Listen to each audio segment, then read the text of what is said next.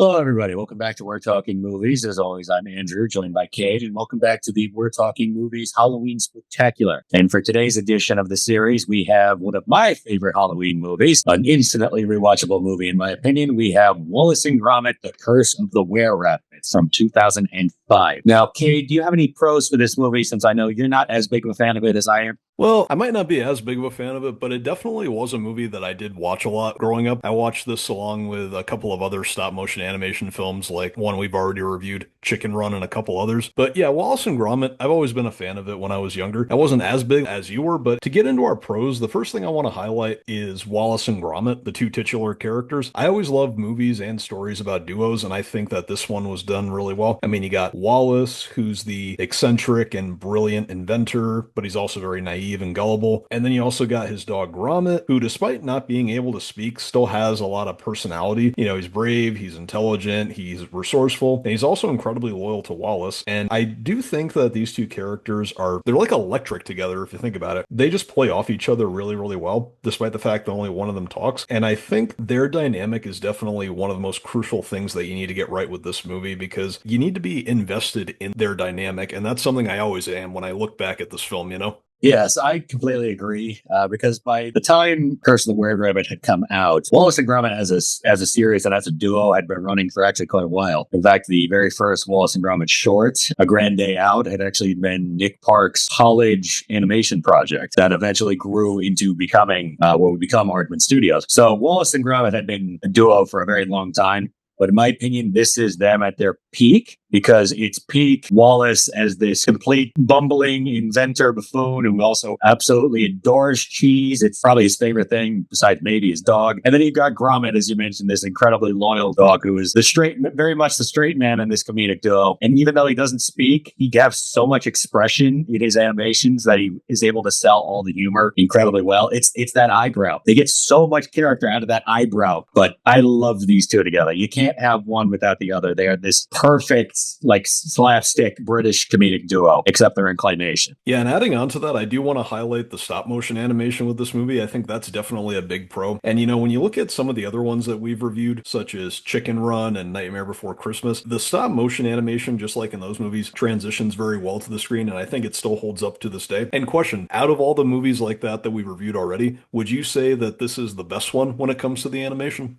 When it comes to straight up the animation, I would say it's up there, but I think Chicken Run's better, because Chicken Run, I think, has the more complicated animated sequences they had to pull off. In particular, probably the climax of that movie with the escape plane. But this is still a very, very incredibly well animated movie. Because think about it again, think about the climax of Were-Rabbit. You've got Victor Quartermain trying to hunt down Wallace. You got Wallace as the titular Were-Rabbit chasing down the giant carrot in the Bugs Be Gone van. It's chaos, but it's animated so well. And they get so much character and expression out of not just Wallace and Gromit, but all of the townsfolk as well. I especially love the "come here, come here." Mrs. Munch is trying to run off with their pumpkin, and then the giant were-rabbit appears like a molehill chasing after her, and then they're like, "Go away, go away."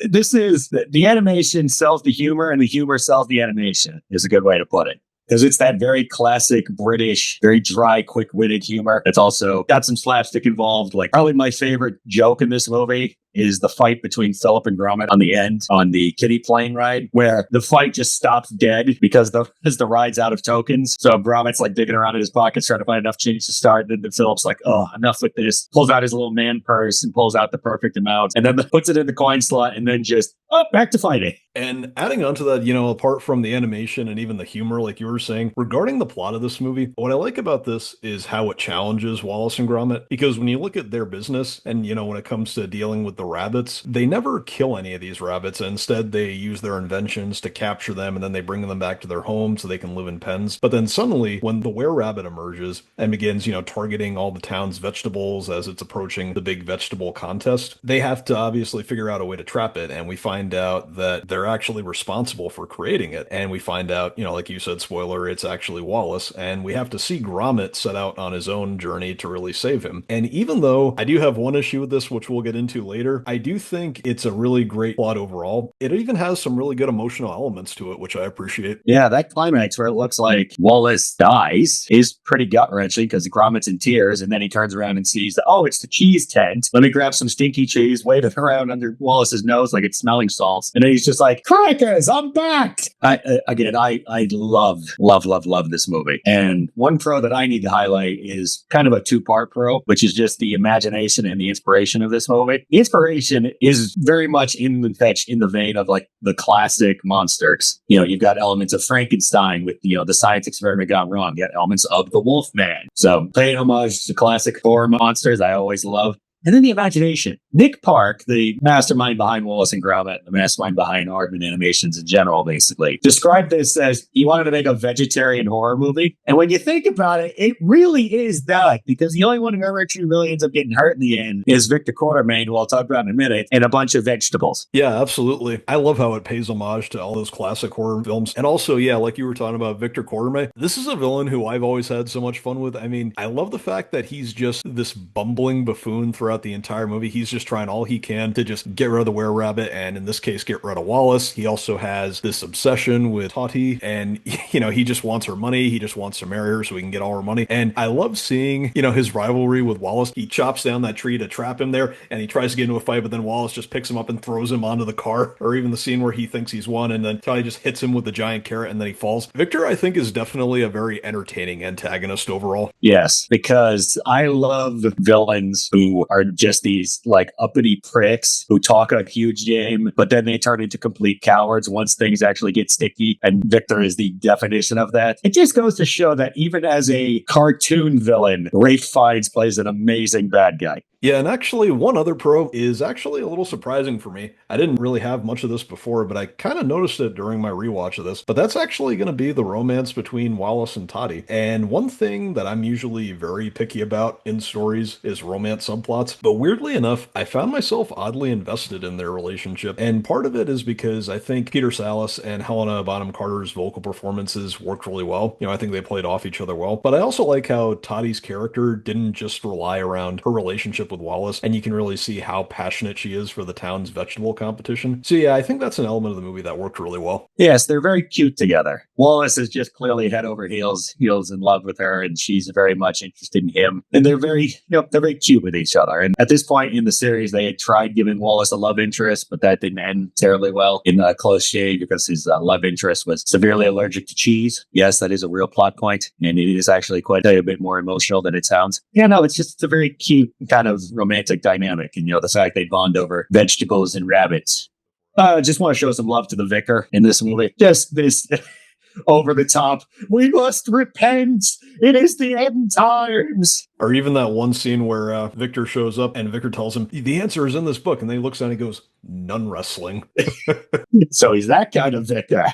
But despite all that, moving into our cons, do you have any big cons with this movie, Andrew? No, literally, I can't think of anything I don't like about this movie. All right, well, I'm sorry to say this, but I'm just going to bring up one con that I do have with the story of this movie. Yes, I'm going to be that guy. My big con with this is the reveal of Wallace being the were-rabbit. Now, on one hand, I do like the decision to make him the were-rabbit. I don't think it's a poor choice by any means. But on the other hand, I think the movie makes it a little too obvious that it's him. It's treated like a twist, but even when I was a kid, there was just no way for me to watch this and not put that together ahead of time. Part of it was because we never saw him on screen the same time as the were-rabbit, and also the whole thing with the invention prior to that. It just felt very clear to me, again, even when I was younger, that he was probably the were-rabbit. So when we get to the reveal, if you want to call it that, it was never that shocking to me, if that makes sense. No, I can see where you're coming from. For me, it's not so much as a problem because I don't think this movie is intended to be a deep, highly twist and turn kind of mystery. Again, this is a vegetarian horror comedy, basically. Again, it doesn't ruin the movie for me by any means, but that's just one issue I've always had with the plot. But to wrap this up, Andrew, what is going to be your score for Wallace and Gromit: Curse of the Were-Rabbit? I adore this movie. I have adored it for 20 years. I will probably still enjoy it for the next 20. And it probably would crack my top 10 favorites if I was going that far. So for me, I got to give it a really good grade. I got to get into this a 9.25 out of 10. Wow, what a score.